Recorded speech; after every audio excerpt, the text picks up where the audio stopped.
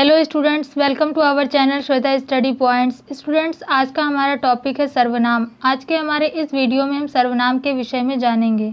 तो आइए जानते हैं सर्वनाम के विषय में। सर्वनाम दो शब्दों के योग से बना है, सर्व प्लस नाम, अर्थात जो नाम सबके स्थान पर उपयोग किया जाए उसे सर्वनाम कहा जाता है।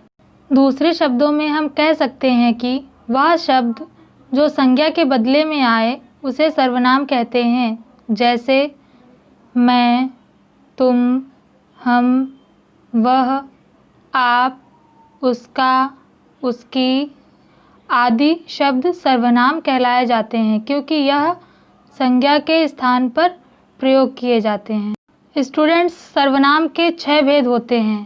पहला पुरुषवाचक सर्वनाम, दूसरा निश्चयवाचक सर्वनाम, तीसरा अनिश्चयवाचक सर्वनाम, चौथा संबंधवाचक सर्वनाम, पांचवा प्रश्नवाचक सर्वनाम और छठा निजवाचक सर्वनाम। आइए अब जानते हैं पुरुषवाचक सर्वनाम के विषय में। उसने मुझे बोला था कि तुम पढ़ रही हो। इस वाक्य को ध्यान से देखने पर पता चलता है कि इस वाक्य में 3 तरह के पुरुषवाचक शब्द आए हैं, जैसे उसने, मुझे और तुम। अतः स्पष्ट होता है कि पुरुषवाचक सर्वनाम 3 प्रकार के होते हैं। पहला उत्तम पुरुष, दूसरा मध्यम पुरुष और तीसरा अन्य पुरुष। आइए अब जानते हैं उत्तम पुरुष के विषय में। वक्ता जिन शब्दों का प्रयोग अपने स्वयं के लिए करता है उन्हें उत्तम पुरुष कहते हैं। मैं, हम, मुझे, मैंने, हमें, मेरा, मुझको आदि शब्द उत्तम पुरुष कहलाए जाते हैं। जैसे मैं कल सुबह नानी के घर जाऊंगा। यहाँ इस वाक्य में मैं शब्द उत्तम पुरुष है। इसी तरह दूसरे वाक्य में मैं कक्षा 4 में पढ़ता हूँ।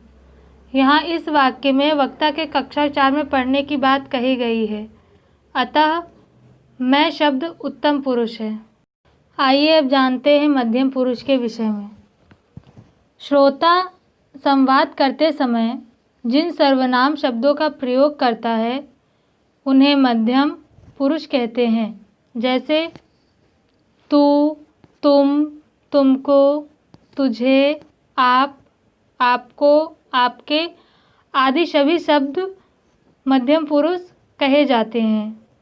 उदाहरण के लिए, तू राम का भाई है।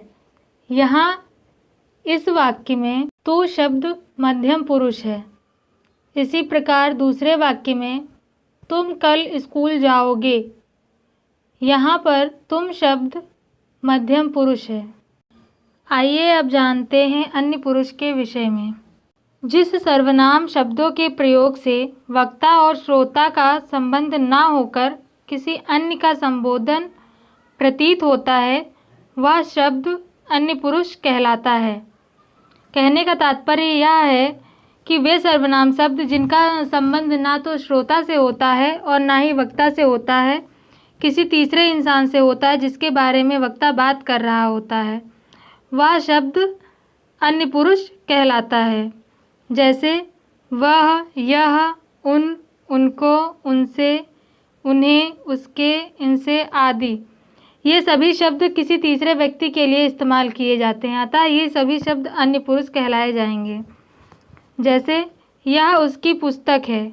यहाँ पर वक्ता पुस्तक के विषय में बात कर रहा है, बता रहा है कि वह किसी और की पुस्तक है, अतः ये जो उसकी शब्द है यह अन्य पुरुष है।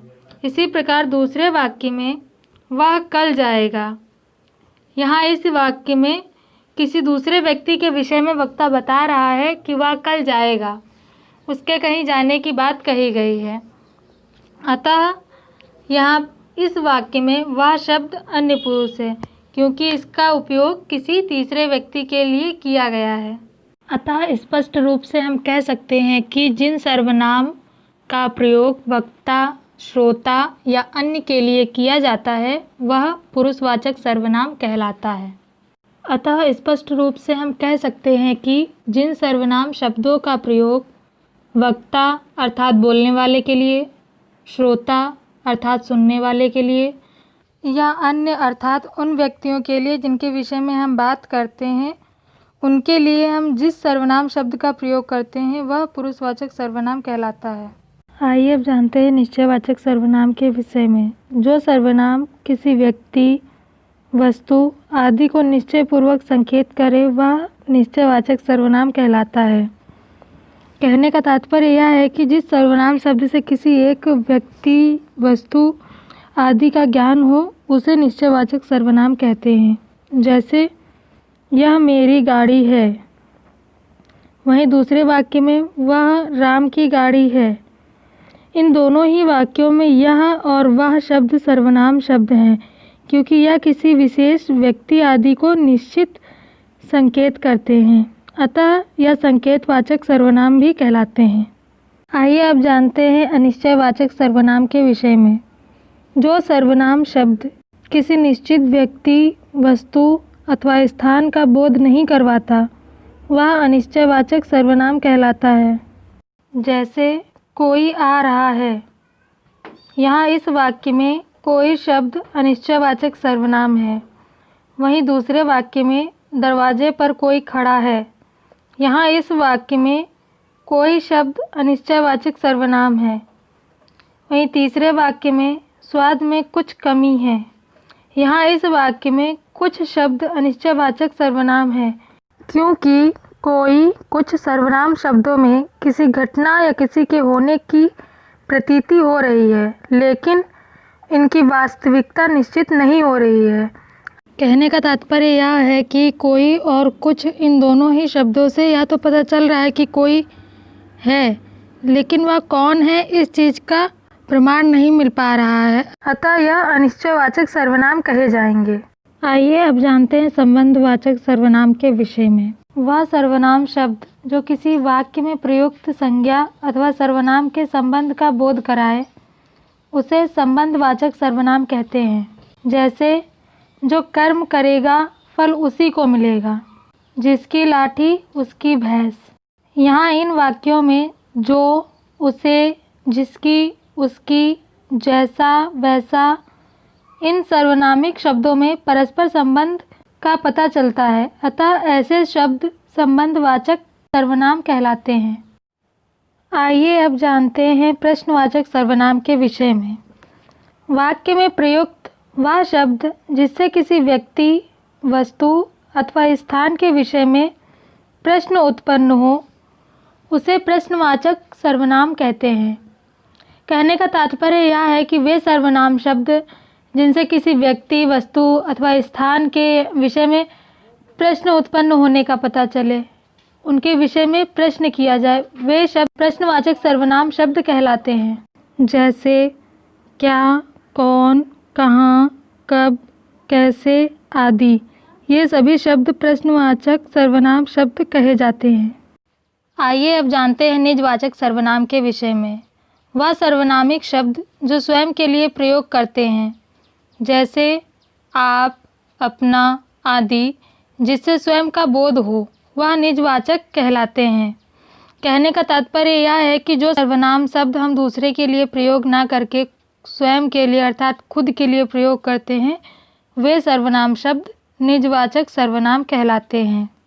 जैसे मैं अपना कार्य स्वयं करता हूँ, वहीं दूसरे वाक्य में मेरी माता भोजन अपने आप बनाती हैं। यहाँ इन दोनों वाक्यों में अपना, मेरी, अपने आदि शब्द निजवाचक सर्वनाम है, क्योंकि इन शब्दों से स्वयं के विषय में ज्ञात होता है, अतः ये सभी शब्द निजवाचक सर्वनाम कहे जाते हैं। आइए अब जानते हैं इस विषय से जुड़े कुछ महत्वपूर्ण तथ्य और स्मरणीय बिंदु के विषय में। इसका पहला महत्वपूर्ण तथ्य यह है कि संज्ञा के बदले आए शब्द को सर्वनाम कहते हैं। इसका दूसरा महत्वपूर्ण तथ्य यह है कि इसके 6 भेद होते हैं।